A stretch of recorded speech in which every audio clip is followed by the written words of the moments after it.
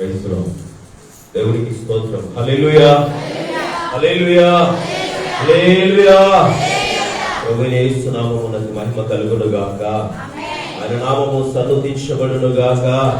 ఆయన పరిశుద్ధ నామము స్తుతించబడును గాక. హల్లెలూయా. పరిశుద్ధి ప్రియమైన దేవుని బిడ్డలారా, మరి ఇంతవరకు చాలా చక్కగా, మరి చాలా అంటే చాలా చక్కగా మరి దైవజనుడు మరి నవీన్ గారు మరి దేవునికి స్తుతి ఆరాధన మరి చక్కగా నడిపించారు. అలాగే ఎవరి బిడ్డలు మరి వారు కూడా మరి ఎంతో చక్కగా దేవుని స్తుతించి పాడి దేవుని ఆరాధించుకున్న దేవుడు ఆ బిడ్డలు ఇంకా బహుబలంగా మరి ఈ గుడ్ చర్చిలో బహు సాధనముగా వాడుకొనుగాక. హల్లెలూయా. మంచిది ప్రియులారా, మరి ఈ సమయాన దేవుని వాక్యాన్ని వినడానికి ముందు మా తోటి చేతపల్లి వారు మరి దైవజనులు నవీన్ గారికి మొదటిగా నా హృదయపూర్వకమైన వందనాలు తెలియజేస్తున్నాను. మరి ఆయా ప్రాంతాల నుంచి మరి దైవజనులు వస్తున్నారు, వారందరికీ కూడా హృదయపూర్వకమైన వందనాలు తెలియజేస్తున్నాను. పేరు పేరున మరొక వారం మీ అందరికీ ప్రభు పేరిట శుభాలు తెలుపుచు వందనాలు తెలియజేస్తూ ఉన్నాను. అందరికి వందనాలు. అందరు బాగున్నారు కదా? బాగున్నారా? దుఃఖములో, బాధలో, శ్రమలో వర్షం పడుతుందయ్యా, మరి అవన్నీ మాకు ఆటంకంగా ఉన్నాయి. ఏం బాగుండడం లేదు. పాస్టర్ గారు రమ్మన్నారు, మందిరానికి వచ్చాను. మా పనులన్నీ అలాగే నిలిచిపోయామనుకోని దుఃఖంతో వచ్చారా, బాధతో వచ్చారా? దేవుని వాక్యం సెలవుస్తుంది ప్రియజనుల ద్వారా, నీ మందిరములో నివసించువారు దాని నీళ్లు. ఎవరి మందిరం అది? ఎవరి మందిరం అది? దేవుని మందిరములో నివసించుట ధన్యత. ఎన్ని దినముల కంటే శ్రేష్టమైన ధన్యత? 1000 దినముల కంటే శ్రేష్టమైన ధన్యతను దేవుడు మనకిస్తున్నాడు. ఒక్క దినములోనే 1000 దినముల కంటే శ్రేష్టమైన ధన్యత దేవుడు మనకి. ప్రతిదినము గడిపే వారుగా ఉండాలి. ప్రతిదినము దేవుని సన్నిధిని జ్ఞాపకం చేసుకునే వారుగా ఉండాలి. అందుకే దావీదంతట జనులు దేవుని సన్నిధికి పోతుంటే ఆయనకు బహు సంతోషం కలిగిందంట. దేవునికి మహిమ కలుగును గాక. మంచిది పిల్లరా, ఈనాటి దేవుని సందేశాలు వినడానికి ముందు నేను కూడా ఒక పాట పాడాలని ఆశపడుతూ ఉన్నాను. అయ్యగారు ఓకేనా? రైతులో మరి సమయం అయితే చెప్పలేదు. మరి సమయం అయితే ఫాస్ట్, మనకంటే ఫాస్ట్ ఉడుకుతూ ఉంది, పరుగులు తీస్తూ ఉంది. దాన్ని ఎవరు ఆపలేదు. కానీ దేవుడు మనకి ఇచ్చిన సమయాన్ని మనం ఏం చేయాలి? సద్వినియోగం చేసుకోవాలి. మంచిది. దేవునికి స్తోత్రం. హల్లెలూయా. సదాకాలము నీతోనే ఉండాలని ఆశ నీ కోసం ఉప్పొంగుచున్నది. అందరం కలిసి దేవుని స్తోత్రం చేద్దాం. హల్లెలూయా. సదాకాలము నీతోనే ఉండాలని ఆశ నీ కోసము ఉప్పొంగుచున్నది. నీటి వాగు కొరకు దుఃఖి ఆశపడినట్లు నీ కొరకు నా ప్రాణం తొందర పెడుతున్నది. నీటి వాగు కొరకు దుఃఖి ఆశపడినట్లు నీ కొరకు నా ప్రాణం తొందర పెడుతున్నది. యేసయ్యా, యేసయ్యా, నన్ను విడచి నీవు వెళ్ళిపోగయా, నన్ను మరచి నీవు దాటిపోగయా. సదాకాలము నీ తోడే ఉండాలని ఆశ నీ కోసం పొంగుతున్నది. దేవుడా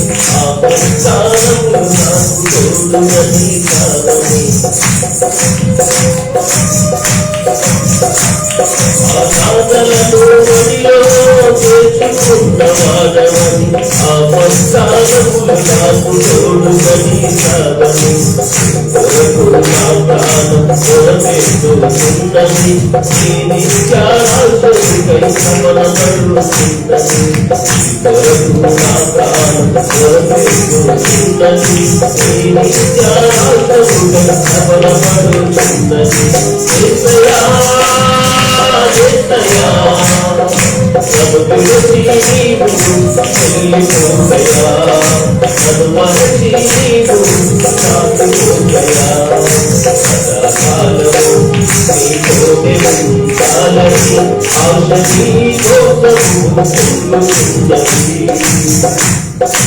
ఆమేన్. స్తోత్రం. ప్రభువుకు మహిమ కలుగును గాక.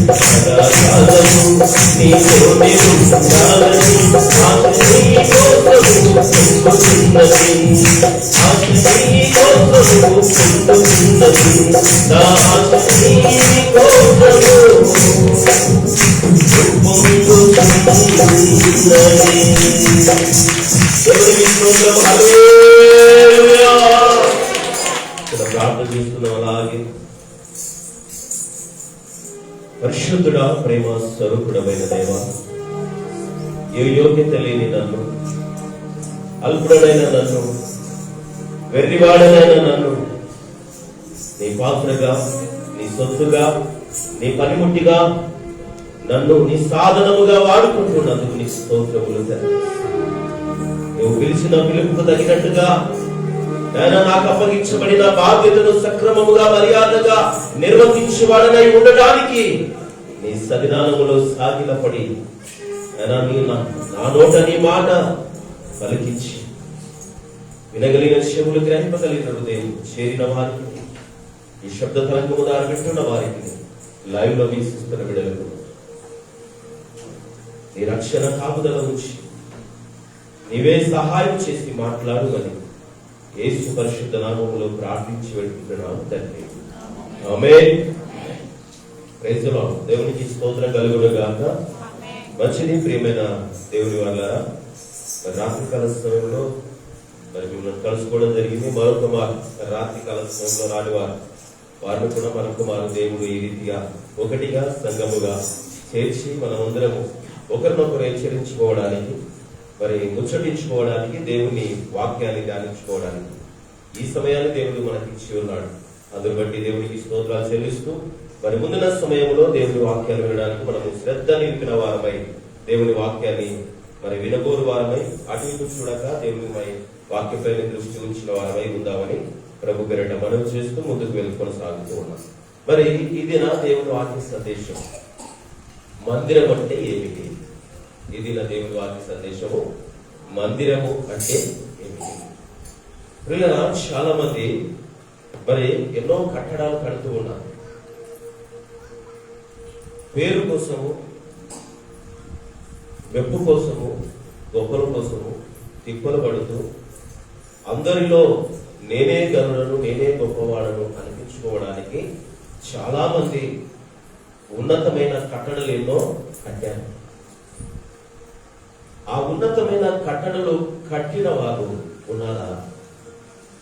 ఉన్నారండి? ఎవరు? అంతెందుకు పరిశుద్ధ గ్రంథంలోనే మనం చూసినట్లయితే ఆదికాండము 11వ అధ్యాయంలో ఎంతో ఉన్నతమైన కట్టడాలు కట్టారు. ఎంతో ఉన్నతమైన కట్టడాలు. ఒక రీతిగా మనం ఆలోచన చేస్తే పిల్లరా, ఈరోజు మందిరాలు మరి శిఖరాలు కడుతున్నారంటే బాబేలుకు గోపురానికి సాదృశ్యంగానే ఉన్నాయి. బాబేలు గోపురానికి సాదృశ్యంగానే ఉన్నతంగా ఎత్తుగా మరి శిఖరమును కట్టి మాది ఫలానా అని చెప్పుకునేడానికి కడుతున్న వారు ఎంతమంది లేరండి? ఉన్నారా లేదా? అయ్యగారు ఉన్నారా లేదా? ఎందుకంటే నేను ఎందుకు ఈ మాట చెప్తున్నానంటే, దేవుడు కోరుకున్న మందిరం వేరు, మనుషులు కట్టుకున్న మందిరాలు వేరు. అర్థమవుతుందా? దేవుడు కోరుకున్న మందిరము వేరు, మనుషుడు కట్టుచున్న మందిరము వేరు. దేవుడు కోరుకున్న మందిరము ఏంటి అంటే ఆయన నివాస స్థలం. ఈ భూమి మీద ఆయన నివసించే స్థలాన్ని దేవుడు కోరుకున్నాడు. మనుషుడు కట్టే మరి ఆ కట్టడము తాను గొప్ప చేసుకోవడానికి కట్టే కట్టడాలు ఉంటాయి. అందుకే పిల్లరా, ఆ రోజుల్లో ఎంతో గొప్పగా కట్టారు కానీ కూర్చునివ్వబడ్డాయి. ఒక విషయాన్ని నేను జ్ఞాపకం చేస్తాను, మీరు తప్పుగా భావించొద్దండి. నేను ఆ సందేశంలోనే ఉంటాను. ఇక్కడ మందిరం ఎప్పుడు కట్టారు తెలుసా? గుర్తుందా మీకు? ఐడియా ఉందా? మొదటి మందిరం ఎప్పుడు కట్టాడంటే క్రీస్తుకు పూర్వము 931 లోపు, అనగా 1 నుండి 990 వరకు ఆ మందిరము కట్టబడింది. మొదటి మందిరం అంటే సుమారు 59 సంవత్సరాలు మొదటి మందిర నిర్మాణము జరిగింది. 59 సంవత్సరాలు మొదటి మందిర నిర్మాణము జరిగింది. కానీ ఆ మందిరము ఎప్పుడు కూల్చివేయబడింది తెలుసా? ఆ మందిరం ఎప్పుడు కూల్చివేయబడింది అనంటే క్రీస్తుకు పూర్వము 586, క్రీస్తుకు పూర్వము 586లో నెబుకద్నెజర్, బబులోను రాజైన నెబుకద్నెజర్ ద్వారా ఆ మందిరము కూల్చివేయబడింది. దేవునికి మహిమ కలుగునుగాక. హల్లెలూయా. అయితే మరలా మందిరం కట్టబడింది. మరలా మందిరము కట్టబడిన తర్వాత ఆ మందిరం ఎన్ని సంవత్సరాలు కట్టారు? 46 సంవత్సరాలు. క్రీస్తు శకములో మరి ఆ మందిరము కూల్చివేయబడింది. ఎప్పుడు కూల్చివేయబడింది అంటే 70లో, క్రీస్తు శకము 70లో ఆ మందిరము కూల్చివేయబడింది. ఎవరు కూల్చివేశారు అంటే రోమనులు ఆ మందిరాన్ని కూల్చివేశారు.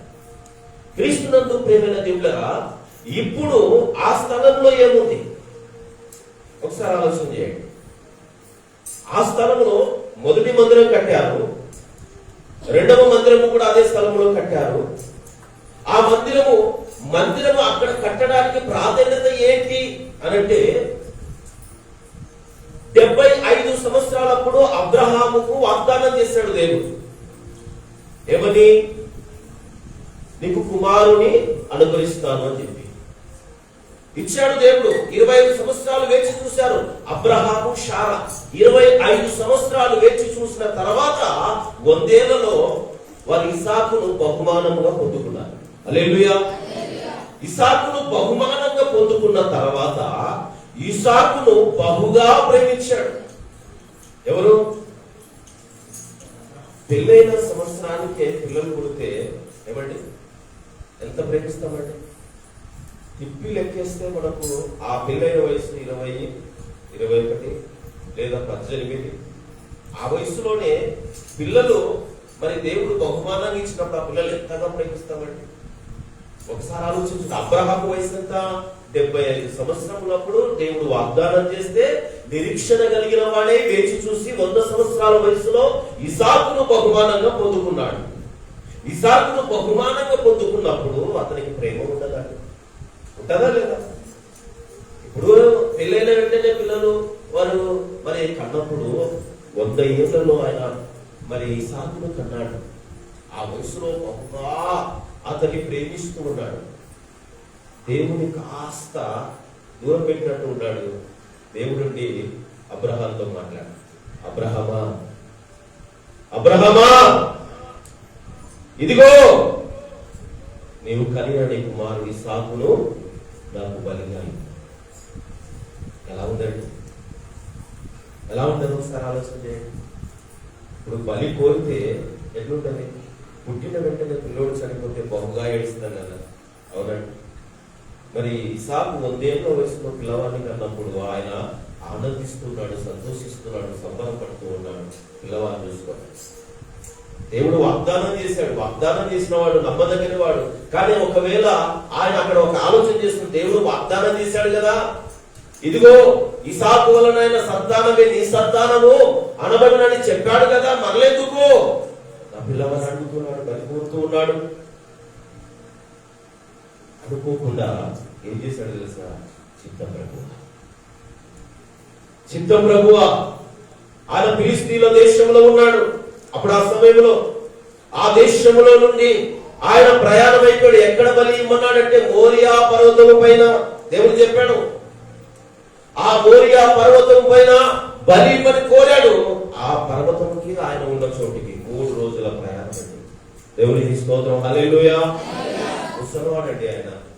ఆ వయసు ఎంత? 100 సంవత్సరాలు.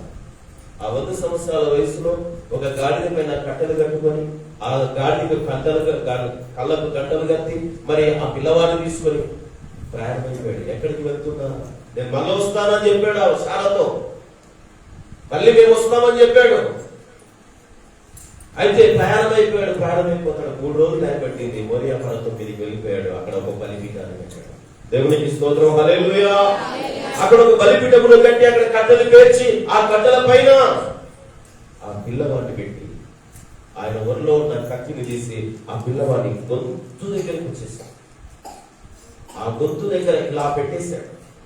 అప్పుడు దేవుడు తండ్రి, అబ్రహమా, అబ్రహమా, నీవు కనిన ఒక్కగానొక్క కుమారుని బలివ్వడానికి వెనకాడలేదయ్యా. ఆపో, ఆపేసి నీ విశ్వాసము నువ్వు మాట తప్పని వాడిగా నీ విశ్వాసమును దేవుని ఎదుట కనపరుచుకున్నావు అని చెప్పేసి ఆ పిల్లవాడిని మరలా దాని నుంచి తీసివేసుకున్నాడు. అక్కడ ప్రేమ వాళ్ళ మనం ఒక విషయాన్ని జ్ఞాపకం చేస్తే మన ప్రభు అయిన యేసుక్రీస్తుకు సాదృశ్యంగా అక్కడ గొర్రె పిల్ల బలి అయింది. హల్లెలూయా. మనము చేసిన పాపములకు అతిక్రమములకు మన ప్రభు అయిన యేసుక్రీస్తు ఎలాగైతే ఆయన పాప పెరగని వాడై ఉండి పాపముగా చేయబడి ఆయన మనం నీతిమంతులుగా చేయడానికి ఎలాగైతే ఆయన బలి అయిపోయాడో ఆ రోజున ఇసాకుకు బదులుగా గొర్రె పిల్ల బలి. అక్కడ ఇసాకును బలించిన ప్లేసే ఈరోజు మరి తుమాప్తి రాక్ కట్టబడి ఉంది. దేవునికి స్తోత్రం. హల్లెలూయా. ఏం కట్టబడింది అక్కడ? యెరూషలేములో ఎక్కడైతే అబ్రహాము కుమారుడైన ఇస్సాకును బలిపీఠము కట్టాడో అక్కడ దేవుని మొదటి మందిరము కట్టబడింది. రెండవ మందిరము అక్కడే కట్టబడింది. మరలా కూల్చివేయబడింది. రోమన్లు కూల్చివేశారు, నెబుకద్నెజరు కూల్చివేశాడు. ఆ తర్వాత రోమన్లు ఆక్రమణ చేసుకొని ప్రేమైన దేవుళ్ళరా అక్కడ ఏం కట్టారు? టూమ్ ఆఫ్ ది రాక్ అని ఒక టెంపుల్ కట్టేశారు. ఇప్పుడు అక్కడ ముస్లింస్ అక్కడ ఉండి ఆరాధిస్తూ ఉన్నారు. ఇప్పుడు దాని నిమిత్తము ఏం జరుగుతున్నాయి? యుద్ధాలు జరుగుతూ ఉన్నాయి. దేవునికి స్తోత్రం, హల్లెలూయా. 3వ మందిరాన్ని కట్టడానికి కూడా మరి పూనుకున్నారు. పిల్లరా, మరి ఎందుకు ఈ విషయాలు మీకు చెప్తున్నానంటే మరో విషయాన్ని ఏం చెప్పాలని ఆశపడుతూ ఉన్నాను. 4 గోడలతో కట్టబడిన మందిరము దేవుడు కోరుకోలేదు. 4 గోడలతో కట్టబడిన మందిరాన్ని దేవుడు కోరుకోలేదు. మరి ఏం కోరుకున్నాడు అంటే ఒకసారి దేవుని వాక్యంలోకి వెళ్ళిపోదాం. దేవుని నామానికి స్తోత్రం, హల్లెలూయా. కాబట్టి ప్రేమైన దేవుని బిడ్డలారా, ఎందుకంటే మొట్టమొదటిగా ఈ మందిరములు కట్టకములకు జరిగిన సంఘటన మీకు చెప్పాలని ఆశపడుతూ ఉన్నాను. మొట్టమొదటిగా ఇశ్రాయేలు ఐగుప్తు దేశములో నుండి వచ్చిన తర్వాత మోషేగా మరి కొన్ని దినములు గడిచిపోయిన తర్వాత మరి ఒక గుడారమును వేశాడు. దేవునికి స్తోత్రం, హల్లెలూయా. ఒక గుడారమును వేశాడు. ఆ గుడారము వేయడానికి కారణం ఎవరు తెలుసా? దేవుడే. ఒకసారి చూడండి, నిర్గమకాండము 25వ అధ్యాయము 40 వచనం. నిర్గమకాండము 25వ అధ్యాయము. కొండ మీద నీకు కనుపరిచిన వాటి రూపం చొప్పున వాటిని చేయుటకు జాగ్రత్త పడుము. 8-9 వచనాలు ఒకసారి చదవండి. దేవునికి మహిమ కలుగునుగా. అక్కడే 25లోని 8-9 వచనాలు.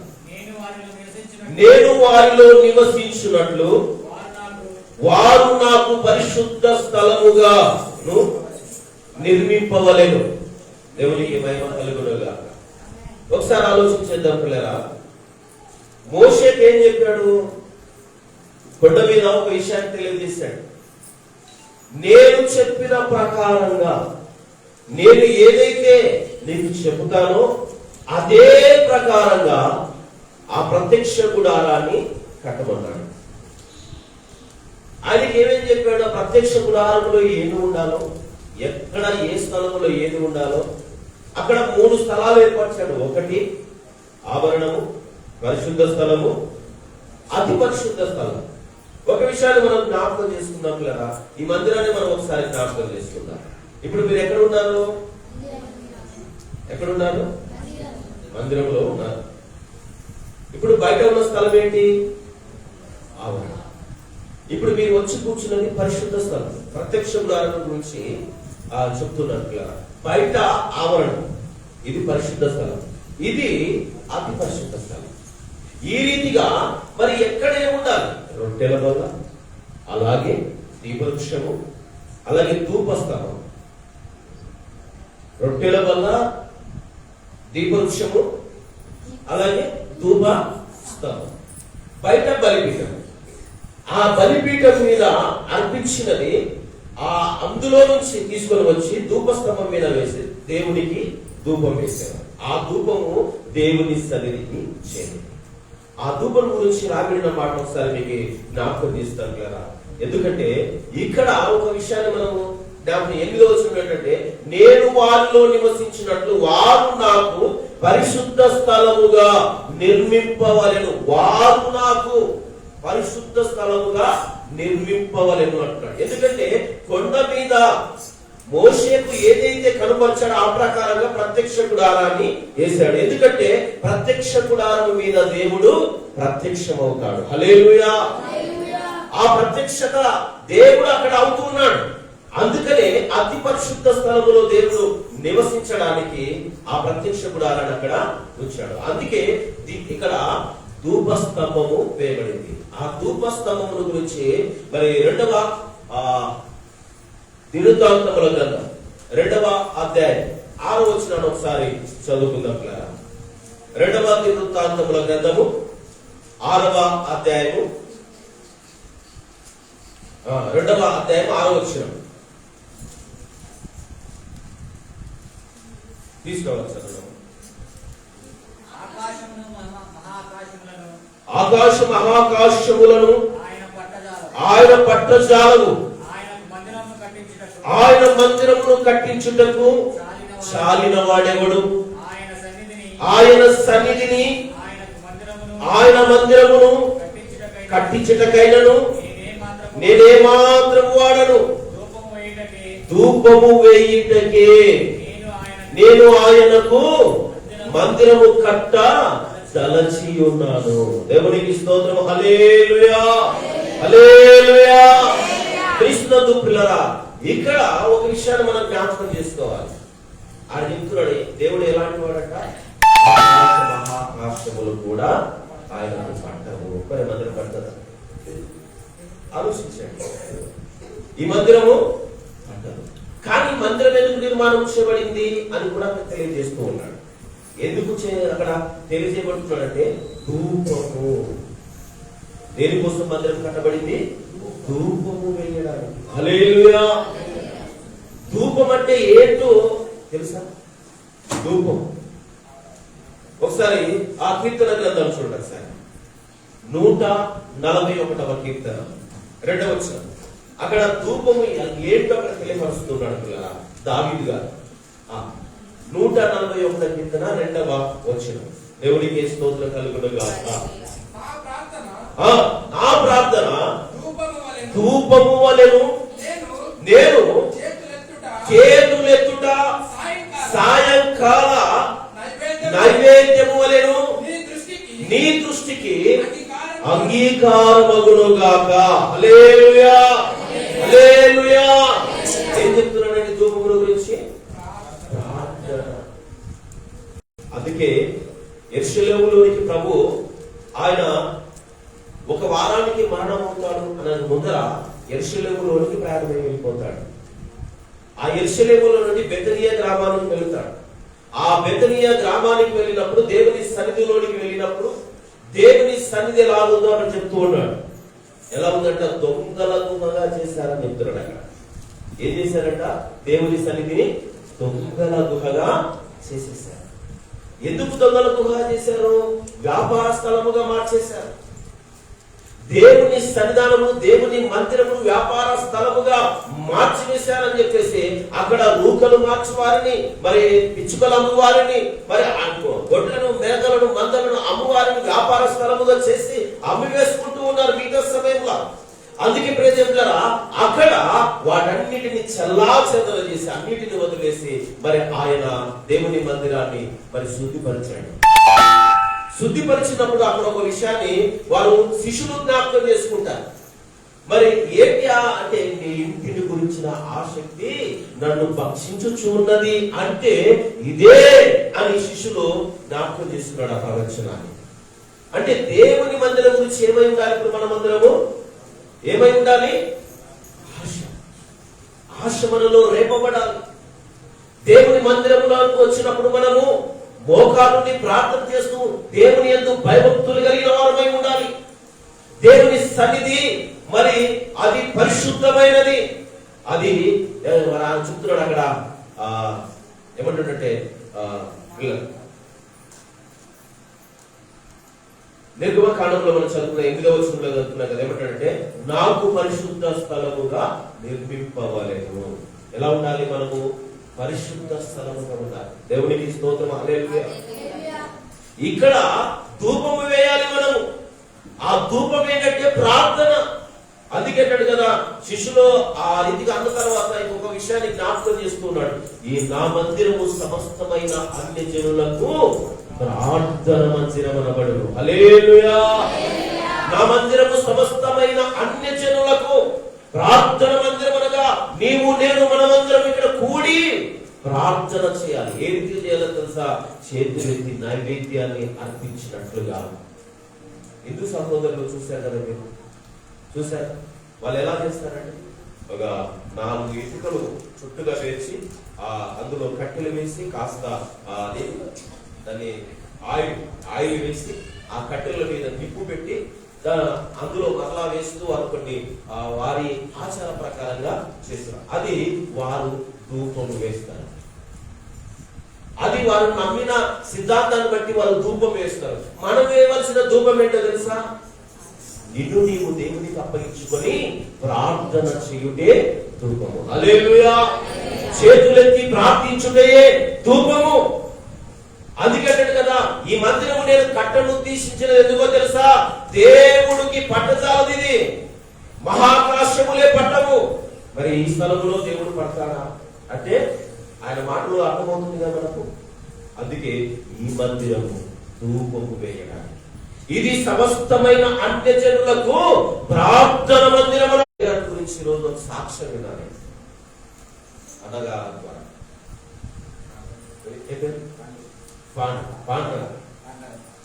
పాండ్రంగప్ప గారు సాక్ష్యం విన్నా. ఎందుకంటే ఆయన కుటుంబంలో జరిగిన సంఘటే.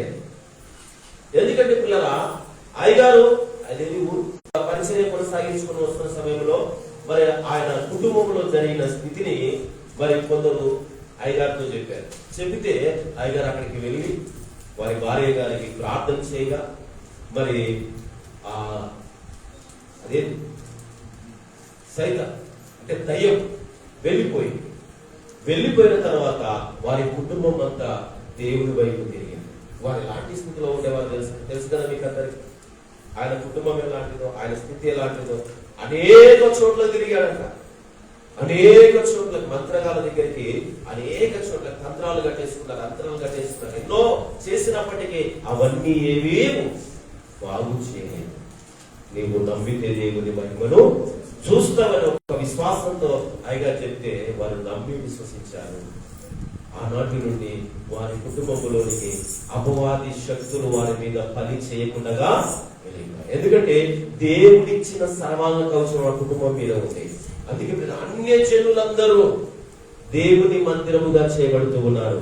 ఈ రోజు ఇక్కడ ఉన్నవారు కూడా అన్య జన కుటుంబంలో నుంచి వచ్చిన వారే, దేవుని ఎరగని కుటుంబంలో నుంచి వచ్చారు. ఈ రోజు నిజ దేవుని తెలుసుకున్నారు, సర్వసత్యంలోనికి వచ్చారు. ఆయనకు ఆత్మ సంబంధమైన మందిరముగా కట్టబడుచున్నాడు. ఎన్నో కుటుంబాలు, ఇలాంటి కుటుంబాలు ఎన్నో అన్య కుటుంబంలో నుంచి మరి నవీన్ గారు నడిపిస్తూ ఉన్నారు. ప్రేమైన దేవులారా, ఈ మందిరము ఇది ధూపము వేయడానికి, నీవు ఆత్మ సంబంధమైన మందిరముగా కట్టబడడానికి. హల్లెలూయా. అందుకే ప్రియ దేవులారా, ఒక రోజు ఇది కూలిపోతుంది, ఒక రోజున ఇది కూలిపోతుంది. భౌతికంగా మనకు కనబడుతున్న ఈ మందిరము ఒక రోజున కూలిపోతుంది. భౌతికంగా కనబడుతున్న ఈ శరీరం ఒక రోజు కూలిపోతుంది.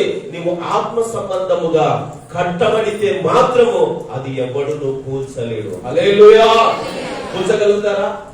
ఎవడు కూల్చడు, ఎవరి శాతం కాదు. ఒకవేళ శరీరాన్ని కూల్చివేయగలుగుతాడేమో గాని నీ ఆత్మను ఎవడు కూల్చలేడు. అందుకే దేవుడు చెప్తున్నాడు, శరీరమును ఆత్మను చంపువానికి ఏం చేయాలంటే మనము దేవునికి భయపడాలి. కానీ ఈ దినమున మనుషులు ఎలా ఉన్నారు తెలుసా? శరీరాన్ని చంపువానికి భయపడుతూ ఉన్నారు, ఆత్మను చంపువానికి ఎవరు భయపడాలి. కానీ రెండింటిని చంపువానికి మనం భయపడితే, ప్రార్థన చేస్తే, నీవు ఆయన సన్నిధానములో, ఆయన కుడి పార్శ్వములో ఆయనతో ఉన్న జీవము నువ్వు పొందుకుంటావు. హల్లెలూయా. కాబట్టి ప్రియమైన దేవులారా, మరి చదవబడిన లేఖనాన్ని మనం జ్ఞాపకం చేసుకుంటే దేవుని మందిరముగా కట్టబడాలి, పరిశుద్ధ స్థలముగా, దేవునికి ధూపము వేసే స్థలముగా మనము మార్చబడాలి. ఇది ధూపము వేసే స్థలము. ఈ స్థలములో మనము మన కుటుంబాలని కట్టుకోవాలి. దేవునికి స్తోత్రం. హల్లెలూయా. అందుకే ప్రియమైన వాళ్ళరా, దేవుని లేఖనాలు సెలవిస్తున్నాయి. ప్రకటన గ్రంథాన్ని ఒకసారి చదువుతున్నాం. 21వ అధ్యాయం, ప్రకటన గ్రంథము 21వ అధ్యాయము 3వ వచనాన్ని జ్ఞాపకం చేసుకుందాం. అప్పుడు మాట్లాడుతున్నాడు. ఎందుకంటే పైన కొన్ని సంఘటనలు జరిగిపోయాయి. కొత్త ఆకాశము, కొత్త భూమి, వాటన్నిటిని నేను మరి అవన్నీ నిర్మించబడుతున్నాయి అన్నట్టుగా అక్కడ ఆ 2 విషయాలు అంటే మొదటి 2 వచనాల్లో అక్కడ తెలియజేయబడ్డాయి. అయితే ఈ 3వ వచనంలోకి వచ్చేసరికి దేవుని దర్శనములో మరి ఏదైతే యోహాను గారికి చెప్పాడో ఆ విషయాన్ని ఇక్కడ మరి తెలియపరుస్తూ ఉన్నాడు. ఇదిగో దేవుని నివాసం ఇక్కడ చెప్తున్నాడు, చూపిస్తున్నాడు. ఇదిగో దేవుని నివాసము మనుష్యులలో ఉన్నది. ఆయన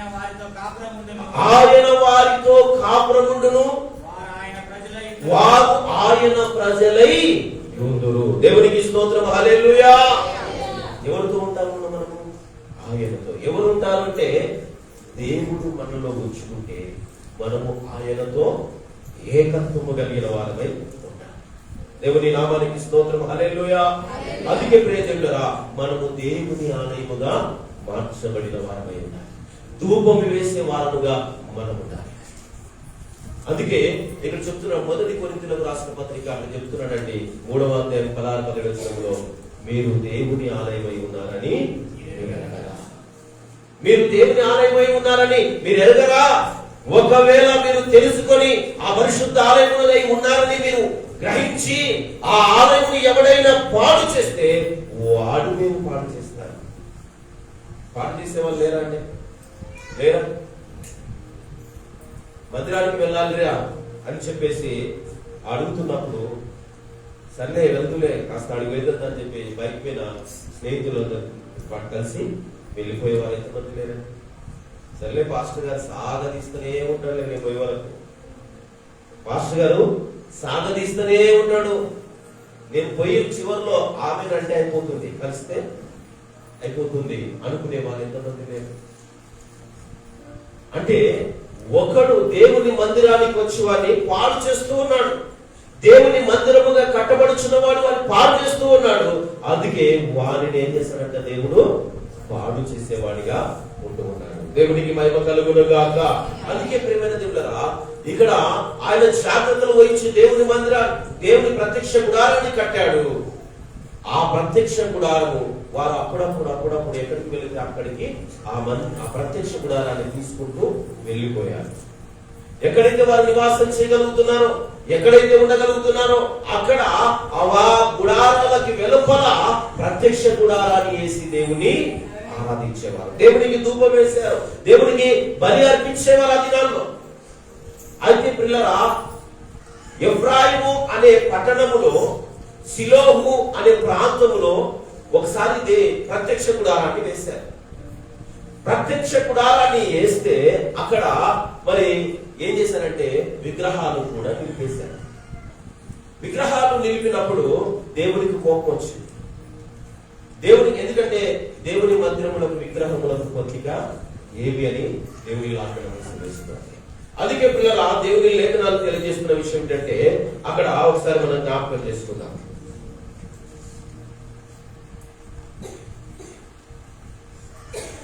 కీర్తన గ్రంథము 78:60 వచనం చదువుకుందాం సార్.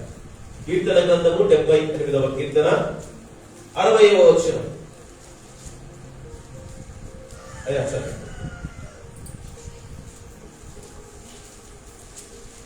78వ కీర్తన 60వ వచనం. షిలోహు మందిరమును తాను మనుషులలో సంస్థాపన చేసిన గుడారమును ఆయన విడిచి వెళ్ళెను. పైన 2 వచనాలు మనం చదివితే ఎందుకు విడిచి వెళ్ళాడు కూడా అర్థమవుతుందండి. 58, 59 చదవడయ్యా. వారు ఉన్నత స్థలములను కట్టి ఆయనకు కోపము పుట్టించిరి, విగ్రహములు పెట్టుకొని ఆయనకు రోషము కలగజేసిరి. దేవుడు దీనిని చూసి ఆగ్రహించి ఇశ్రాయేలు బహుగా అసహించుకొనెను. ఎవరిని అసహించుకున్నాడు? ఎవరిని? ఇశ్రాయేల్ అంటే ఎవరు? దేవుని ప్రజలు. ఇశ్రాయేల్ అంటే యాకోబులో నుండి వచ్చిన సంతానం. యాకోబులో నుంచి వచ్చిన సంతానం. యాకోబుకు పేరు మార్చబడింది ఇశ్రాయేలు అని. ఇశ్రాయేలు అంటే దీవించబడిన వాడు. ఎందుకంటే నీవు దీవిస్తే తప్ప, నీవు ఆశీర్వదిస్తే తప్ప, ఇదిగో తెల్లవారినా పర్వాలేదు, నేను నిన్ను విడిచిపెట్టను అని అంటే తొడగూటి మీద కొట్టి అడుగుతూ ఉన్నాడండి. నీ పేరేమి? యాకోబు. ఇక్కడ నుండి నీ పేరు యాకోబు, ఇక్కడ నుండి నీ పేరు యాకోబు కాదు, ఇశ్రాయేలే అని చెప్తాడు అక్కడ. కాబట్టి పిల్లరా, ఆ ఇశ్రాయేలు నుండి వచ్చిన జనాంగమే ఇశ్రాయేలీలు. అయితే ఇశ్రాయేలీలు ఇశ్రాయేలీలంట అక్కడ చెప్తూ ఉన్నాడు, దేవునికి కోపం పుట్టించారు, రోషం పుట్టించారు. వాళ్ళ నుండి వచ్చిన జనాంగము ఉన్నతమైన స్థలాన్ని కట్టారు, బాబెలు గోపురం కట్టారు, దేవుని మందిరములలో విగ్రహాలు నింపారు. అందుకే దేవుడు ఏం చేశాడంటే సిలోహు ఆ మందిరములో నుండి, ఎఫ్రాయిము పట్టణములో ఉన్న సిలోహు ప్రాంతములో ప్రత్యక్ష గుడారం వేసినప్పుడు ఆ గుడారములో నుండి దేవుడు విడిచి వెళ్ళిపోయాడు. దేవునికి స్తోత్రం, హల్లెలూయా. అందుకే పిల్లరా, దేవుడు విడిచి వెళ్ళిపోయినది ఎందుకంటే అపవిత్రత అక్కడ కనబడుతూ ఉంది. దేవుడు కోరుకున్నది ఏంటి? మీరు నాకు పరిశుద్ధ స్థలముగా నిర్మించవలెను, మీరు నాకు పరిశుద్ధ స్థలముగా కావాలను, ఎందుకంటే నేను పరిశుద్ధుడై ఉన్న ప్రకారము మీరు పరిశుద్ధులై ఉండండి అని సెలవిచ్చాడు. కానీ మనుషులు అలా ఉన్నారు. అప్పటి వరకే తొలిసూరు దాన్ని తీసుకొని వచ్చి బగార్పించి మళ్ళా వెళ్ళిపోయి ఎలా ఉందంటే పిల్లల మాసం కూడా విడిచిపెట్టి మళ్ళా తీసుకొని తొడిగించుకున్నట్లు ఉంటుంది జీవితం. ఇశ్రాయేలు జీవితము అలాగ ఉండిపోయింది. ఇప్పుడు ఏం చేస్తున్నాం? మాసిన గుడ్డను ఏం చేస్తాం? విడిచిపెట్టేసి ఉతుక్కోవాలి. అవునా కదా? ఎందుకని? మరకలు అంటించాలని, దుమ్ము పట్టిందని, మాసిపోయి ఉందని అని చెప్పి దాన్ని ఏం చేస్తాం? ఉతుక్కొని వేసుకుంటాం కదా. కానీ పాపం అలా కాదు. వారు మాటి మాటికి వాళ్ళు ఏం చేశారంటే పాపము చేస్తూనే వచ్చారు. ఇంకా బలి అర్పించంగా ఈ వారానికి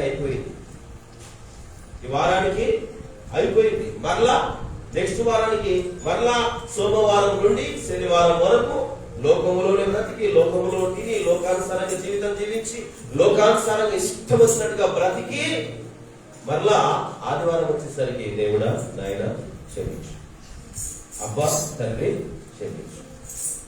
ఏంటంటే ఎట్లా ఉంది అంటే ప్రజల పరిస్థితి లోకంలో ఇష్టానుసారంగా బ్రతికేస్తారు. ఆదివారం వచ్చేసరికి వారి కంటే విధేయత ఇంకెవరికి కనబడదు. అంతగా దేవుని ఎదుట విధేయత చూపిన వారిగా కనబడతారు. కానీ పై పెదవులతోనే హృదయం ఎక్కడో దూరాన వదిలేసింటారు. ఇంటి వాకిటి ముందర ఉంటుంది అది హృదయం. ఆ హృదయం ఇంటి వాకిటి ముందర ఎందుకుంటా తెలుసా? కావలి. ఆ తలంపంతా ఇంటి వాకిలి ముందరే. నేను తాళం వేసి వచ్చానా లేదా? ఒకవేళ వేసా లాగలేదేంటి? అది పడిందో లేదో, అది సరిగా లాక్ అయిందో లేదో, ఒకసారి నేను లాగి చూసిందే బాగుండేదే. తొందరగా వచ్చేస్తే దేవుని సన్నిధికి పాస్టర్ గారు త్వరగా అన్నని చెప్పాడు.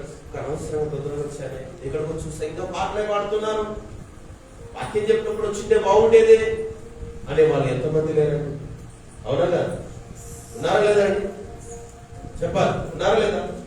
ఉన్నారు కదా. అందుకే ఎలా ఉన్నారంటే మనుషులు ఆలోచన, తలంపు, హృదయము మనుషుడు కల్పించిన పద్ధతులతోనే చేస్తున్నారంట. ఆయన ఆరాధించే వారు ఎలా ఉండాలంట? ఆత్మతో, సత్యముతో. ఎవరు చెప్పాల్సిన అవసరం లేదు మీకు. మీరు పరిపూర్ణతలోనికి రావడానికి దేవుడు ఆత్మయ్య ఉన్నాడని తెలిసిన ప్రతి ఒక్కరూ ఎలా ఉండాలంటే ఆత్మతో, సత్యముతో ఆరాధించాలి. అది మీ పిల్లలకు కూడా నేర్పించుకోవాలని చెప్పి నిరుపదేశ కాండములో 6వ అధ్యాయంలో చెప్తూ ఉన్నాడు. పిల్లల పూర్ణ మనసుతో, పూర్ణ ఆత్మతో, పూర్ణ వివేకంతో మీరు దేవుని ఆరాధించవలని ఈ విషయాలను మీ పిల్లలకు నేర్పించవలెను. అవి మీ చేతులకు కట్టుకొనవలెనని కూడా రాయబడింది. మీ కంట ఆహారముగా ఉండాలని చెప్తూ ఉన్నాడు. ఇలాంటి వారే దేవుని ఆత్మ సంబంధమైన మందిరముగా కట్టబడతారు. హల్లెలూయా. పిల్లలు ఒకసారి ఆలోచించండి. మందిరము ధూపము వేయడానికి, నీవు ఆత్మ సంబంధముగా కట్టబడడానికి. ఇది మందిరాలు కట్టకూడదు అని చెప్పరు, ఆ మందిరము ధూపం వేయడానికి అని చెప్తున్నారు. దేవుని నామానికి స్తోత్రం, హల్లెలూయా. కాబట్టి పిల్లల, దేవుని వాక్యంలో ఉన్న సత్యాన్ని ఎరిగిన వారమై ఉండాలి. దేవుని వాక్యాన్ని మరి ఎరిగి ఆ ప్రకారంగా మనము జీవించే వారముగా ఉండాలని దేవుని వాక్యము తెలియపరుస్తుంది. కాబట్టి పిల్లల, జాగ్రత్తగా మన విషయాలు గమనిస్తాం. అక్కడ అంటూ ఉన్నాడు, ఇగో షిలోహు మందిరములో తాను మనుషులలో సంస్థాపన చేసిన గుడారమును ఆయన విడిచిపెట్టి వెళ్ళిపోయెను అని రాయబడింది. ఇర్మియా గ్రంథం ఒకసారి చూద్దామా? ఇర్మియా గ్రంథం 7వ అధ్యాయం 10, 11, 12 వచనాలు. దేవునికి స్తోత్రం కలుగును గాక. ఇర్మియా గ్రంథము 7వ అధ్యాయం 10, 11 వచనాలు. అమ్మా 7వ అధ్యాయం అమ్మా, ఇర్మియా గ్రంథము. జరిగించుటకేనా ఆలోచించుడి, నేనే ఈ సంగతులు కనుగొని ఉన్నాను, ఇదే యెహోవా వాక్కు. చదవయా. పూర్వమున నేను నా నామమును నిలిపిన ఈ షిలోహు నందున్న నా స్థలమునకు పోయి విచారణ చేయుడి, ఇశ్రాయేలీయులైన నా జనుల దుష్టత్వమును బట్టి నేను దానికి చేసిన కార్యము చూడుడి, ఇదే యెహోవా వాక్కు. దేవునికి స్తోత్రం, హల్లెలూయా. షిలోహులో ఏమి జరిగిందండి? దేవుని విగ్రహములకు స్థానం ఇచ్చారు. దేవుని విగ్రహములకు స్థానము దేవుని మందిరములో ఇచ్చారు. సార్ క్షమించండి, దేవుని విగ్రహములు అంటున్నాను, క్షమించండి. దేవుని మందిరములో విగ్రహములకు స్థానం ఇచ్చారు. అందుకే వారి దుష్టత్వమును బట్టి మీరు వెళ్ళండి, మీరు చూడండి. అక్కడ చెప్తూ ఉన్నాడు, ఈ ఏ క్రియలన్నీ మీరు చేయటకేనా మీరు విడుదల పొందినది?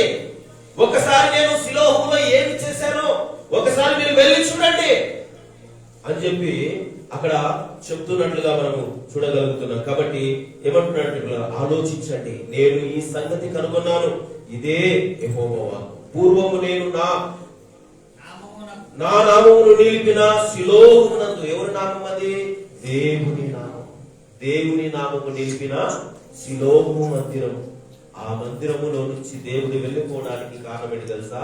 మనుషులలో దుష్టత్వం ఎక్కువైపోయింది, చెడుతనం ఎక్కువైపోయింది, మంచి ప్రవర్తన లేని వారై ఉన్నారు.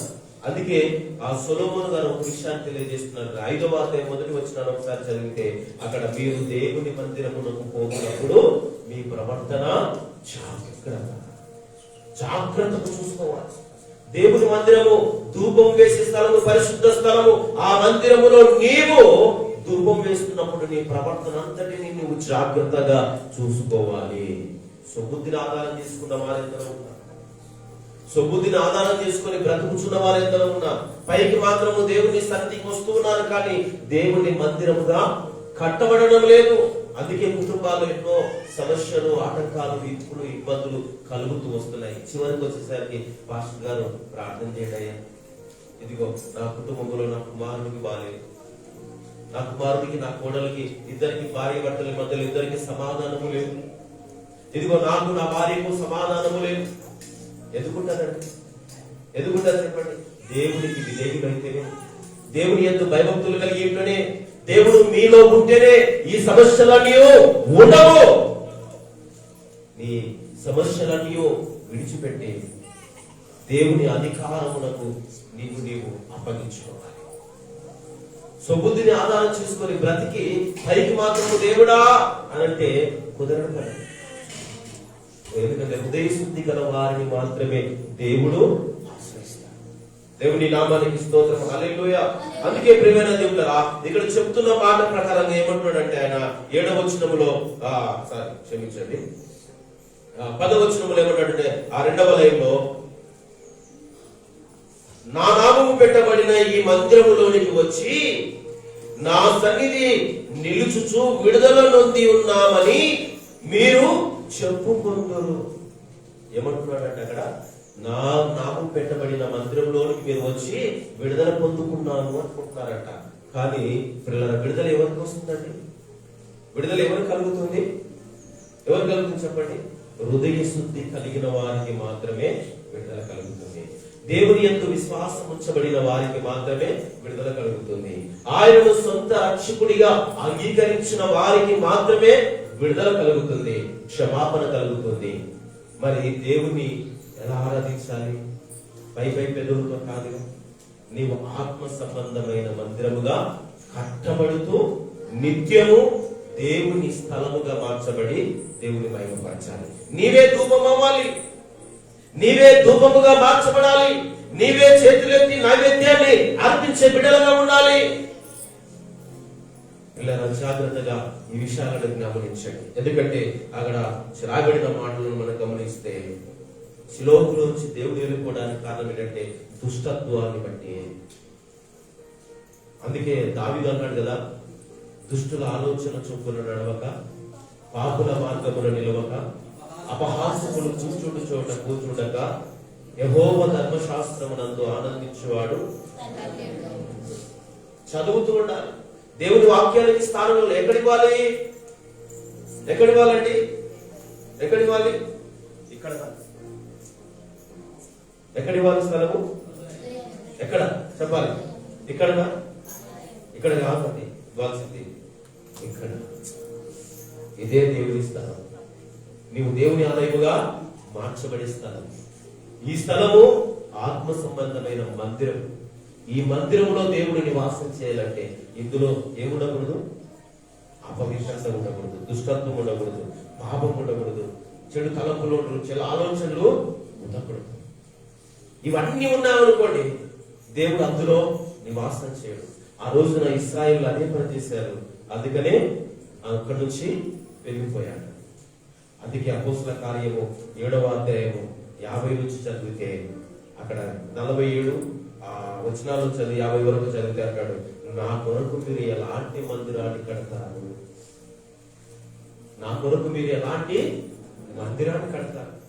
ఇదిగో ఆకాశము నా సింహాసనము, భూమి ఇంకా మీరు ఎలాంటి మందిరాన్ని కడతారు? ఆకాశ మహాకాశములు పట్టజాలని ఆయనకు మనం మందిరము కట్టగలమా? కట్టాలి. ఇది ఆయన మందిరం. ఇది ఆయన మందిరం. ఈ మందిరములో స్థానం ఇస్తే ఆయన ఇందులో నివాసం చేస్తాడు.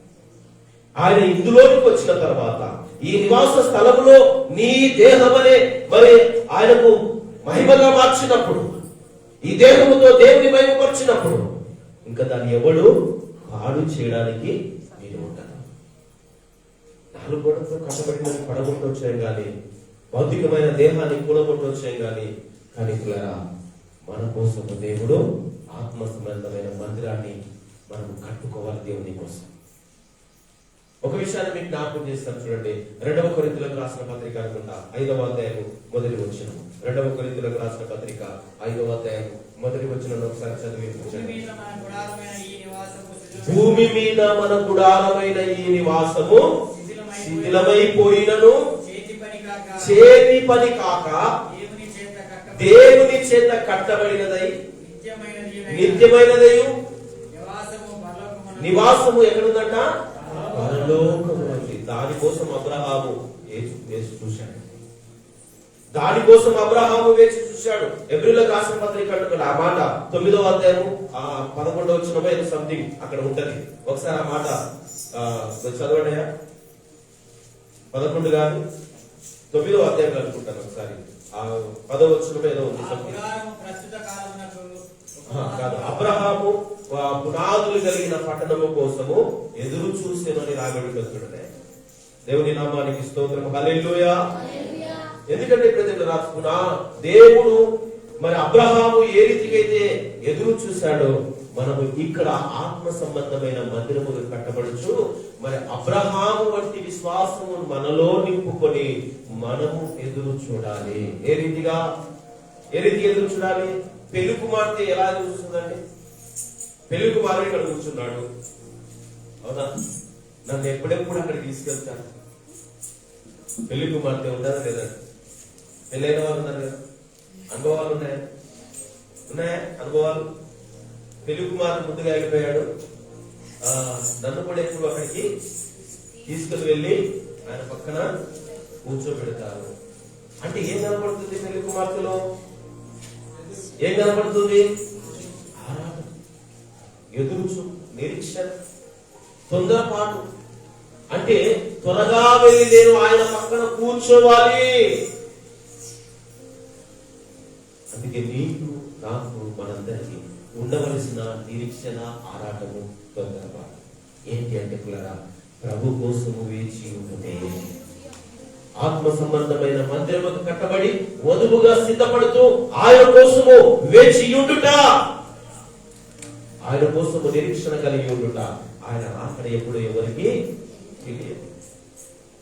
అందుకే నీవు సిద్ధపడాలి, ఆత్మ సంబంధమైన మందిరముగా సిద్ధపడాలి. ఈ మందిరములో ధూపం వేయబడిన మరి మందిరముగా నీవు, పరిశుద్ధ స్థలముగా నీవుగా సిద్ధపరచుకోవాలి. అనేకులను తీసుకొని రావాలి. ఎన్నో కుటుంబాలు, అన్య జనములో నుండి ఎన్నో కుటుంబాలను ఈ స్థలములోనికి నడిపించారు ఆయన. ఇప్పుడు గొర్రెల కాపరి గొర్రెల్ని సంరక్షిస్తాడు, అనేక గొర్రెల్ని సంరక్షిస్తూ ఉంటాడు. మరి ఆయన ఇంకా అనేక గొర్రెలు తీసుకొని వచ్చి మేపుతూ వాటిని ఉంటాడు. అవి బాగా తినేసి బాగా పరిచేసి ఇంకేమి లాభము మరి కాపరికి ఇవ్వకపోతే ఏమంటాడండి? ఏమంటాడు చెప్పండి? కాపరి ఏమంటాడు? ఆ గొర్రెను గొడ్డు గొర్రె అంటాడు. అర్థమవుతుందా నేను చెప్పే భాష? గొడ్డు గొర్రె అంటే అర్థం కాలేదు అనుకుంటారు. అయిందా అమ్మ? అర్థమైందా? అంటే అది పిల్లలను కన్నడిది గొడ్రాలు, మనకి అచ్చ తెలుగులో గొడ్రాలు. అంటే ఇంక ఏమి తినేస్తుంది, బలిసిపోతుంది, కానీ పిల్లలు పెట్టడం లేదు, కనడం లేదు. ఇప్పుడు అనాథాలు ఏం చేస్తారంటే కషాయ వారికి అమ్మేస్తారు. అవునా? జాగ్రత్తగా గమనించినట్లుగా సంఘము కూడా ఎవరికి వారుగా అలా ఉండిపోకూడదు. నువ్వు ఎలాగో వచ్చావో, ఎలా మార్చబడ్డావో, ఎలాగున్నావో మరి నీ వలే ఇద్దరు ఉండాలి అని కోరుకోవాలి. వారు కూడా దేవుని యాజక సమూహముగా, దేవుని ఆత్మ సంబంధమైన మందిరముగా కట్టబడేలా నీ వంతుగా నువ్వు ప్రయాసపడాలి.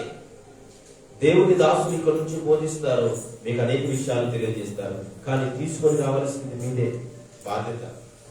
మీరు రక్షించవలసింది మీదే బాధ్యత. చెప్పవలసి ఉన్నాడు.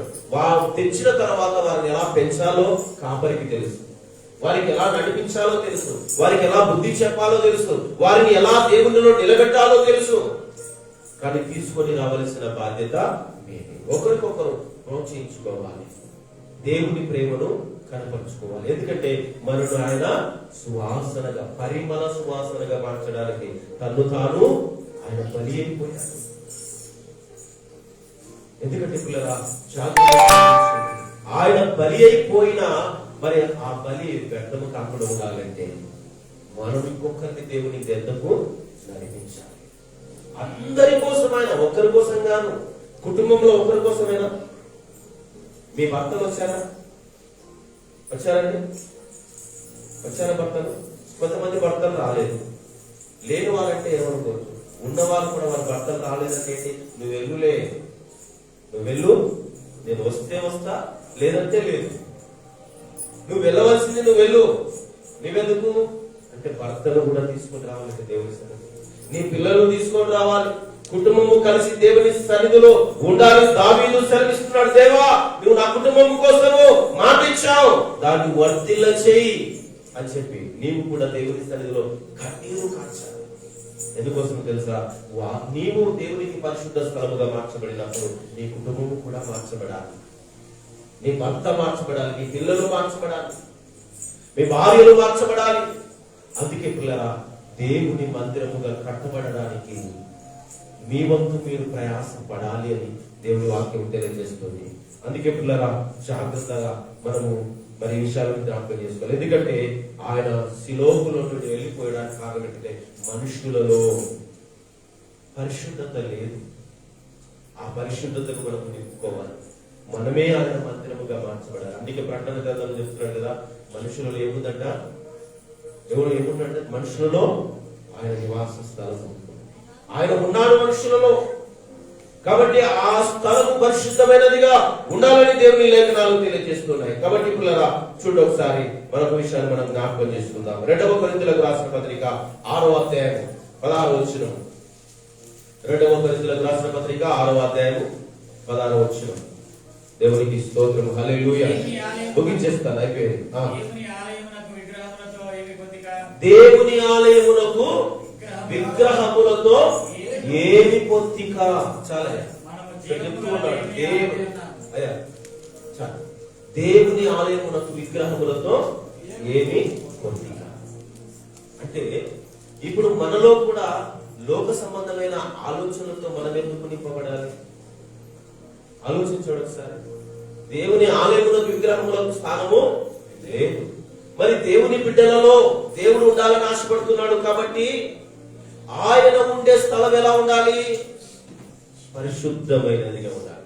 కానీ దేవునికి ఇచ్చే స్థలము ఇంకా లోకానికి ఇచ్చే స్థలము ఎంతో. ఇంకా ఎంత అని చెప్పకూడదు కానీ ఎంతో అని చెప్పాలి. అందుకే హృదయము బహు ఘోరమైనది, అది వ్యాధి సోకి ఉన్నది, లోక సంబంధముగా జీవించడానికి అది తీర్మానించబడి ఉన్నది. దాన్ని గ్రహించగలిగిన వాడు ఎవడు లేడు. అందుకే అది యెషయా గ్రంథంలోనే ఒక మాట ఉంది, అరికాళ్ళు మొదలుకొని నడినెంత వరకు ఏమై ఉన్నదంట, స్వస్థత లేదు. ప్రతి మనిషికి అరికాలు మొదలుకొని నడినెంత వరకు స్వస్థత లేదు. హృదయము ఘోరమైన వ్యాధితో నింపబడినది. ఆ వ్యాధి స్వస్థపరచబడాలి అంటే క్రీస్తు రక్తములో కడగబడాలి. దేవుని ఆత్మ సంబంధమైన మందిరముగా కట్టబడాలి. దేవునికి స్తోత్రం, హల్లెలూయా. చూడండి ఒకసారి 1 పేతురు రాసిన పత్రిక 2వ అధ్యాయం 6వ వచనం ఒకసారి పూర్తిగా చదువుకుందాం. 1 పేతురు రాసిన పత్రిక 2వ అధ్యాయం 6వ వచనం.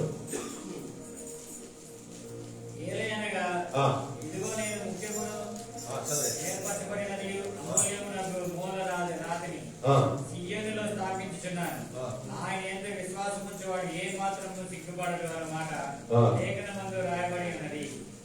విశ్వసించు. అదే 1 పేతురు కొంచెం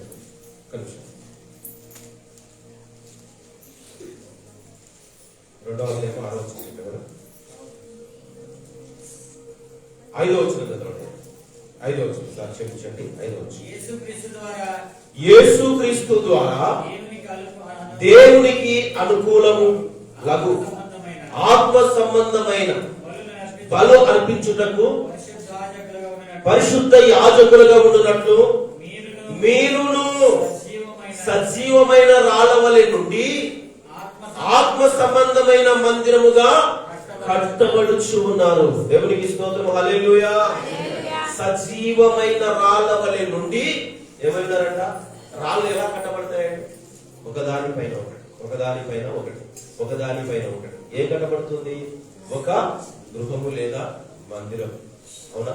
ఒక ఇల్లు లేదా ఇప్పుడు ఒక దేవాలయం కట్టబడుతూ ఉన్నాయి. ఎందుకంటే అవి బ్రతికిన రాళ్ళ వలె ఉన్నాయంట. బ్రతికిన మనుషులు చెప్తున్నాడు కదా, బ్రతికిన రాళ్ళ వలె ఉండి ఒకదానిపైన ఒకటి, ఒకదానిపైన ఒకటి పేర్చబడి మరి ఒక గృహము లేదా ఇల్లు దేవాలయము కట్టబడుతూ వస్తూ ఉన్నాయి. అక్కడ చెప్తున్నాడు, ఏమంటున్నాడంటే మీరు యేసుక్రీస్తు ద్వారా దేవుని మూలం, దేవునికి అనుకూలమగు ఆత్మ సంబంధమైన బలులు అర్పించుటకు పరిశుద్ధ యాజకులుగా ఉండునట్లు మీరు సజీవమైన రాళ్ళవలె నుండి ఆత్మ సంబంధమైన మందిరముగా కట్టబడుచు ఉన్నారు. దేవునికి స్తోత్రం, హల్లెలూయా. ఎలా కట్టబడాలంట? ఆత్మ సంబంధమైన మనం కట్టబడాలి.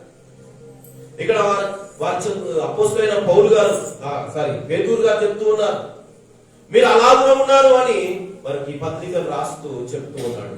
ఈ రోజు ప్రేమ మరి పరిశుద్ధ ఆత్మదేవుడు మనతో మాట్లాడుతున్నారు. మనము కూడా ఆత్మ సంబంధమైన మందిరముగా దేవుడు కోరుకున్నది అదే. నీవు దేవునికి మందిరముగా కట్టబడాలని దేవుడు కోరుకున్నాడు. ఈ స్థలములో, ఇది ధూపము వేసే స్థలము, దేవునికి ప్రార్థన చేసే స్థలములో ఆత్మ సంబంధమైన మందిరముగా నువ్వు కట్టబడుదువుగాక. దేవుని చిత్తము నీలో నెరవేర్చబడునుగాక. దేవుని ప్రణాళిక ప్రకారంగా నువ్వు జీవించుదువుగాక. కాబట్టి పిల్లరా, దేవుడు చెప్తూ ఉన్నాడు, మన విశ్వాసమును కాపాడుకోవాలి, దేవుని చిత్తాన్ని నెరవేర్చు. ఎందుకంటే ఒక విషయం తెలియజేస్తున్నాడు యోహాను గారు, మొదటి యోహాను రాష్ట్ర పత్రికలో 2వ అధ్యాయం 15-16 వచనాలు అనుకుంటాను. అక్కడ రాయబడిన మాట ఏమిటంటే, దేవుని వలన పుట్టినవి 3 కాదు. ఆ 3 ఏంటంటే నేత్రాశ, శరీరాశ, జీవపుటము. ఇందులో ఏముంది? నీతి లేదు, న్యాయం లేదు, అన్యాయం, అక్రమము, అబద్ధము, పాపము, ఇంకా ఎన్నో దాగి ఉన్నాయి. ఇవి దేవుని వలన పుట్టిన కాదు, కానీ వీటినే జనాలు అనుసరిస్తూ ఉన్నారు. నేత్రాశ కలిగి ఉన్నారు, బ్రతకడానికి అబద్ధమైన మాటలతో బ్రతికేస్తూ ఉన్నారు. మరి శరీరాశ, శరీరము కోసము ఎన్నో కోరుకుంటున్నారు, తిరుగుతున్నారు, తాగుతూ ఉన్నారు, మరి ధరిస్తూ ఉన్నారు. ఇవన్నీ మీకు కావాలని దేవునికి తెలుసురా బాబు. గో నీతిని ఆయన రాజ్యమును మొదట వెతుకో. దేవుడు ఏర్పరచాడు నీ కోసం, ఇవన్నీ ఏర్పరచాడు. కానీ మనిషి ఏం చేశాడు? నీతిని మర్చిపోయాడు, దేవుని రాజ్యాన్ని మర్చిపోయాడు.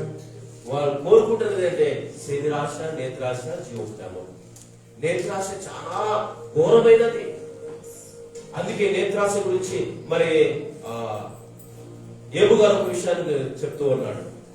31వ అధ్యాయం, ఏబు గ్రంథం 31వ అధ్యాయం 1వ వచనంలో చెప్తున్నాడు. ఆయన నిబంధన చేసుకున్నాడండి. ఆయన కన్నులతో ఒక నిబంధన చేసుకున్నాడు. ఎందుకంటే నేను కన్యకలను ఎలాగూ చూసుదును, ఆయన కన్నులతోనట కన్యకలు నేను ఇంకా చూడను అని చెప్పేసి ఆయన ఒక నిబంధన చేసుకుంటూ ఉన్నాడు. దేవునికి స్తోత్రం, హల్లెలూయా. చదువుతారు ఒకసారి మాటని. ఏబు గ్రంథము 31వ అధ్యాయం 1వ వచనము.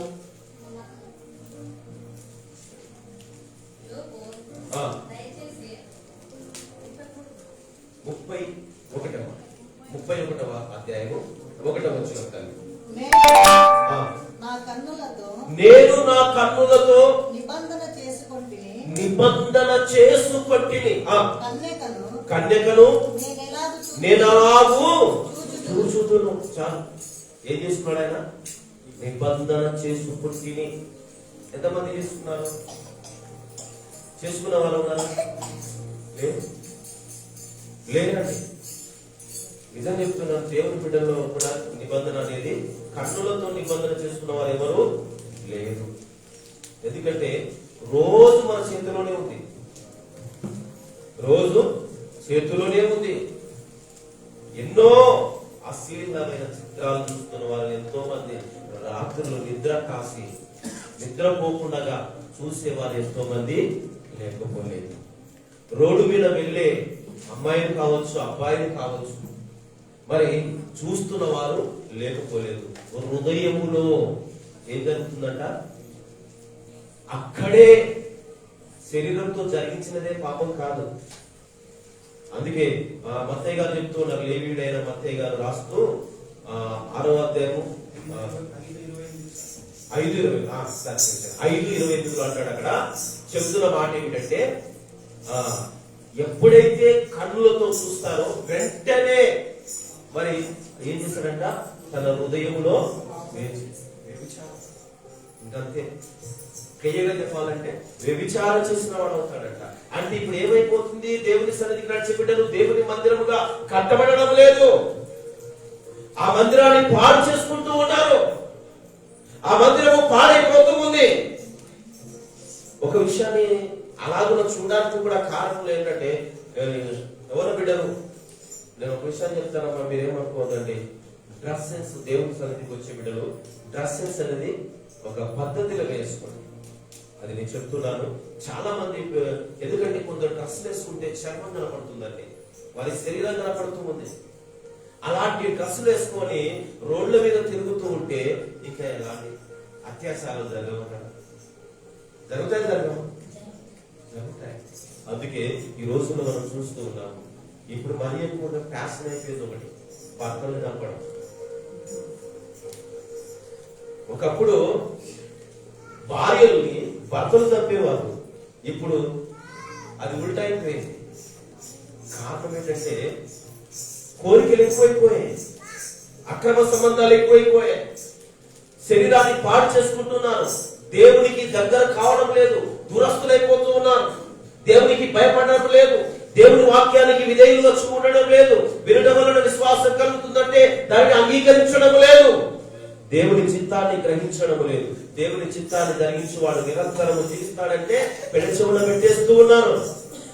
అందుకే నేత్రాశ పెరిగిపోయింది, జీవోద్యమం ఎక్కువైపోయింది, శరీరాశలు కోరికలు పెరిగిపోయాయి. అందుకే అత్యాచారాలు జరిగిపోతూ ఉన్నాయి. మామూలుగా వయసు వచ్చిన వారి పైన అంటే ఏమనుకోవచ్చాడు, చిన్న బిడ్డల పైన అంటే చిన్న బిడ్డల పైన కూడా అత్యాచారాలు జరుగుతున్నాయి. ఎందుకంటే కామం ఎక్కువైపోయింది మనుషులను, శరీర కోరికలు ఎక్కువైపోయి మనుషులను. అందుకే పిల్లరా జాగ్రత్త వహించండి. ఎందుకంటే రాకడ సమీపిస్తూ ఉన్నది, మార్పు కోరుకుంటున్నాడు దేవుడు, రక్షణ పొందుకోవాలని ఆశపడుతూ ఉన్నాడు. సమీపముగా ఉన్నది, సమయం ఎంతో తెలియదు, కానీ దేవుని రాజ్యము మనకు సమీపముగా వచ్చి ఉన్నది. మార్పు చెందమని కోరుకుంటున్నాడు, మారు మనసు పొందమని కోరుకుంటున్నాడు. రక్షణ లేని వారు రక్షణ పొందుకోవాలని దేవుడు కోరుకుంటున్నాడు. అలాంటి సమయంలో కొందరు వస్తే సర్ప సంతానమా, మార్పు లేని వారి నుంచి యోహాను గారి దగ్గరికి వస్తే వారితో మాట్లాడుతుంది, సర్ప సంతానమా, బుద్ధి చెప్పిన వాడు ఎవరు మీకు? మార్పు లేకుండా, మారు మనసు లేకుండా, మారు మనసుకు తగిన ఫలము ఫలింపకుండా మీరు వచ్చి బాప్తిసం పొందుకోవడానికి వస్తే ఎవరాన్ని బుద్ధి చెప్పింది అని గద్దించేశాడు యోహాను గారు.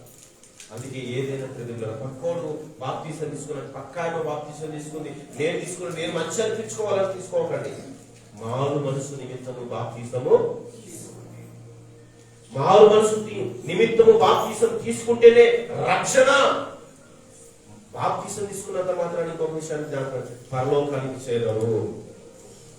బాప్తిసము మొదటి పెట్టు నీ జీవితానికి, బాప్తిసము మొదటి పెట్టు ప్రభులోనికి. నీవు ఇక నుండి వెనక్కి తిరిగి చూడకుండా నీకు ఒక నిబంధన, ముందుకు కొనసాగడానికి, ప్రభులోనికి రావడానికి బాప్తిసం అనేది ఒక నిబంధన. దేవునికి స్తోత్రం, హల్లెలూయా. కాబట్టి పిల్లరా, మరి దేవుని వాక్యంలో ఉన్న విషయాన్ని, ఎందుకంటే దేవుని మందిరము అంటే ఏంటి అని దాని మీద మరి ఇంతసేపు కూడా డిస్కషన్ చేస్తున్నాం. కాబట్టి పిల్లరా సమయం కూడా మరి అయిపోయి వచ్చింది, నేను ముగించేస్తాను. చూడండి, ఇర్మీయా గ్రంథం 7వ అధ్యాయం 23వ వచనం, ఇర్మీయా గ్రంథం 7వ అధ్యాయం 23వ వచనం. నా మాటలు మీరు అంగీకరించిన నేను మీకు దేవుడనై ఉందును, మీరు నాకు చెరువులై ఉందురు. దేవునికి స్తోత్రం, హల్లెలూయా. చూడండి పిల్లరా, అక్కడ చెప్తున్నాడు కదా, మీరు ఒకసారి వెళ్ళండి, శిలోహంలో ఏం జరిగిందో మీరు వెళ్ళి చూడండి. ఇదిగో దుష్టత్వమును బట్టి నేను అక్కడ నుండి వెళ్ళిపోయాను, ఇక్కడ నుండైనా మారండి, ఇక్కడ నుండైనా మార్పు తెచ్చుకోండి, నా మాటను అంగీకరించండి, నా మాట ప్రకారంగా మీరు నడుచుకుంటే నేను మీకు దేవుడనై ఉంటాను, మీరు నాకు ప్రజలై ఉంటారు. పిల్లరా, మనము కూడా ఈ దినమున ఈ మాటను మనం అంగీకరించాలి, మనము కూడా ఈ మాటను మనము జాగ్రత్తగా గ్రహించాలి. దేవుడు చెప్పిన ప్రకారం మనకు జీవిస్తే ఆయన మనకు దేవుడిగా ఉంటాడు. ఆయన దేవుడు కాగలిగిన జనులు ఎవరంట? ధన్యులను రాయబడి ఉంది. కాబట్టి మనము ఆయన ప్రజలము కాగలిగిన వారమైతే అంతకంటే గొప్ప ధన్యత ఇంకేమి లేదండి.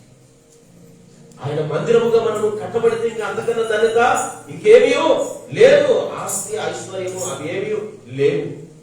అది అక్కడికి రావు, ఒక దినాన ఆపదినం అక్కడికి వస్తాయా? కానీ మనుషులందరూ ఏం చేస్తారంటే దేవుని మందిరాన్ని మరిచి తను తాను పరిశుద్ధ చేసుకోవడం మర్చిపోయి మరి ధనాపేక్ష కలిగిన వాడవై అది సమస్తమైన కీడున మూలమని ఎరగక లోకములోకి వెళ్ళిపోయి అన్యాయం అక్రమములు చేస్తూ జీవము డమ్మము కలిగి బ్రతుకుతూ ఉన్నాడు మనిషి.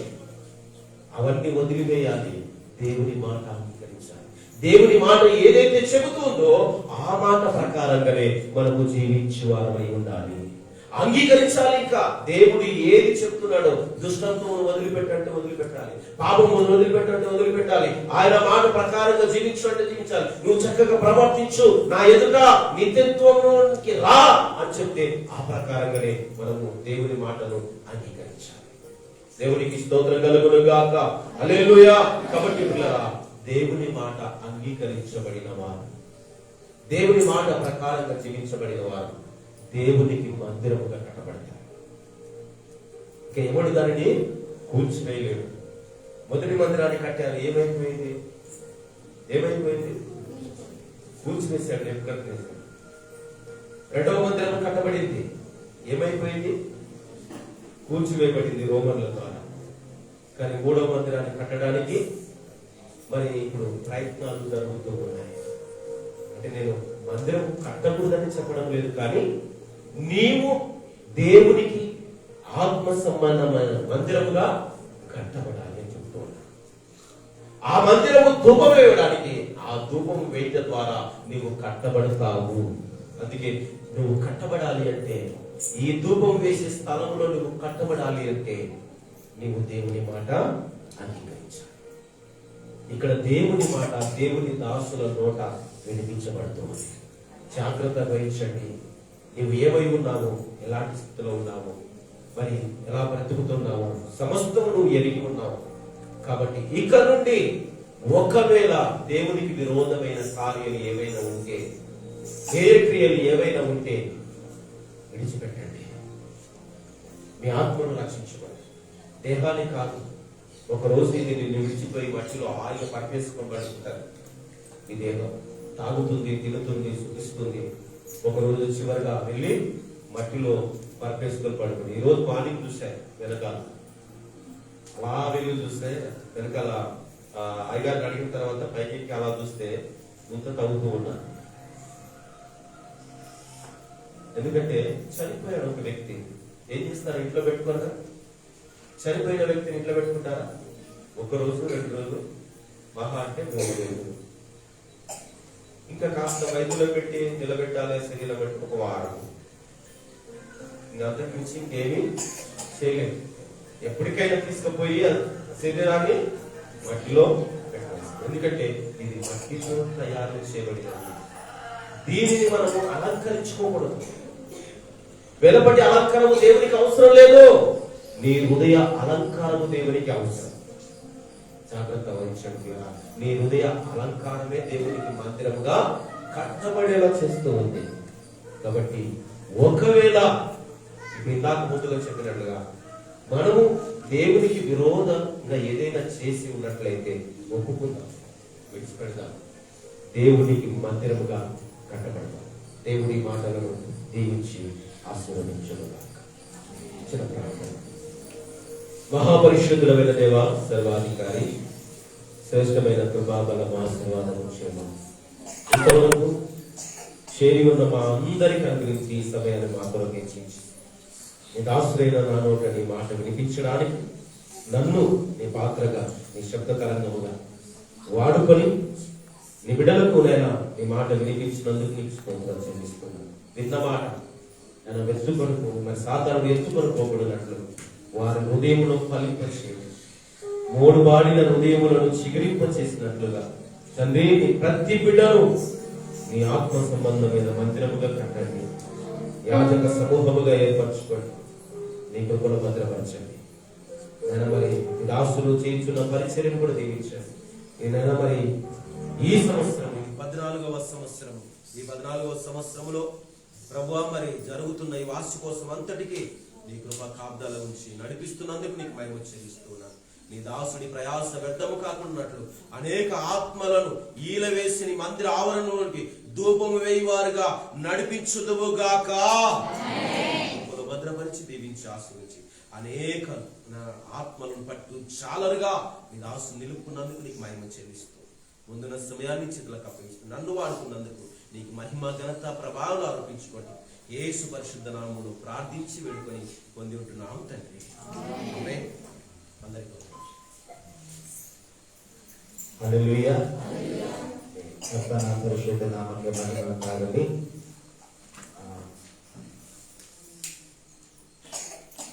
ಸಮಯದಲ್ಲಿ ಅದ್ಭುತಕರವಾದ ವಾಕ್ಯವನ್ನು ಕೇಳಿದ್ದೇವೆ. ಗಾಡ್ಸ್ ಟೆಂಪಲ್, ದೇವರ ಆಲಯ.